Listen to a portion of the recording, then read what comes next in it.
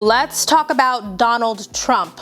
I'm going to be honest with you, I have tried really hard to detach myself from national politics. But it dawned on me that this man is really going to be president, so we have to do what we can to resist fascism. I've said before that I really don't care about whether or not Donald Trump is racist. I don't care about looking at his heart or whatever Kellyanne Conway tries to tell us to do. You always want to go by what's come out of his mouth rather than look at what's in his heart. I care about how his rhetorical stances and political actions do harm. And if we look at those, it's abundantly clear that Donald Trump does not care about black people. Let's take, for example, this latest move. Steve Harvey came out of a meeting with the president-elect at Trump Tower talking about, he's introduced me to Ben Carsons, who's now the new head of housing for urban development.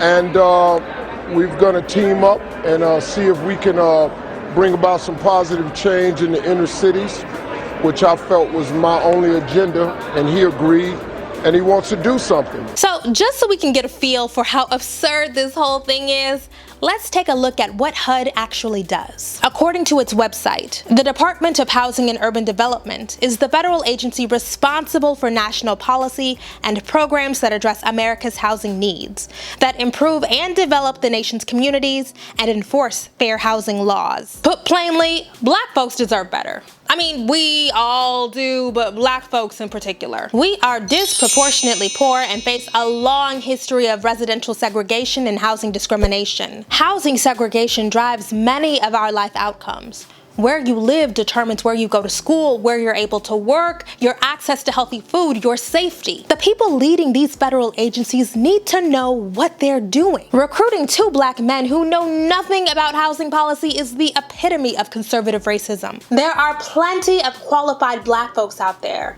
Black folks who are policy experts and social scientists, but we don't see them. And you know why?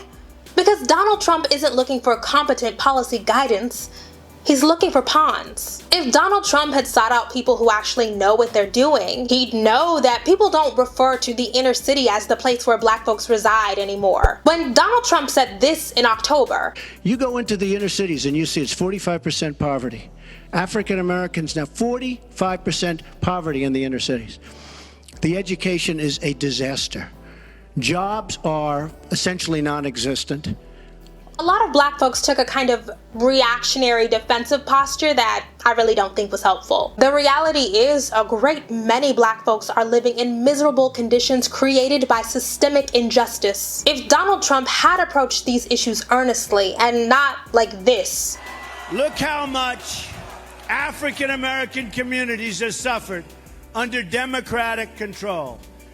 To those I say the following: what do you have to lose? He wouldn't be experiencing this level of pushback. People like me are responding to the one-dimensionality of Donald Trump's characterizations of black people. For Donald Trump, black folks exist as the wretched urban poor or the exceptional wealthy elite, with no attention paid to the full humanity of either group or those of us who reside in the middle. Donald Trump can hire all the Omarosas and the Ben Carsons he wants.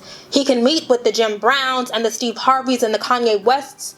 He still has not demonstrated a fundamental understanding of systemic inequality, and he hasn't demonstrated any genuine care for black folks as a whole. The nonchalance with which Trump attacked civil rights icon John Lewis during Martin Luther King Day weekend certainly does not exhibit that. Neither does Trump's mischaracterization of Lewis's district. In a tweet, Donald Trump alleged that Georgia's 5th congressional district, the district Lewis represents, is ravaged and in desperate need of attention. Now, it is a majority black district, but it's actually pretty well educated with relatively low crime. These are the nuances of black life that you miss if you are only trotting us out to be objectified or tokenized. Donald Trump is not worried about black lives. If he were, he would bring in some experts to tell him that charity and privatization are not going to fix black America's problems. And how do we know? Because folks have tried it and others have studied it. We know exactly what works. Investment and pointed public policy. They just don't want to do it because they don't think we deserve it. That's it. In his farewell speech, President Obama said, "So if we're going to be serious about race going forward, we need to uphold laws against discrimination in hiring and in housing. and in education and in the criminal justice system.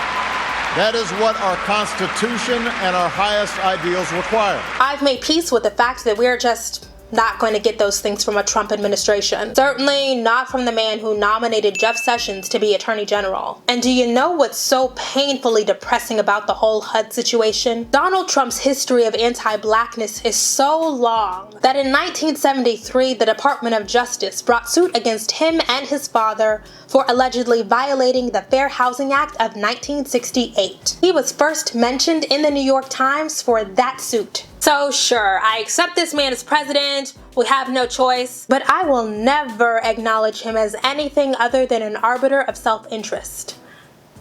He's not looking out for us. Hey guys, it's Kim. If you enjoyed this video, like and share, be sure to check out the links I mentioned, and if you learned something, leave a tip.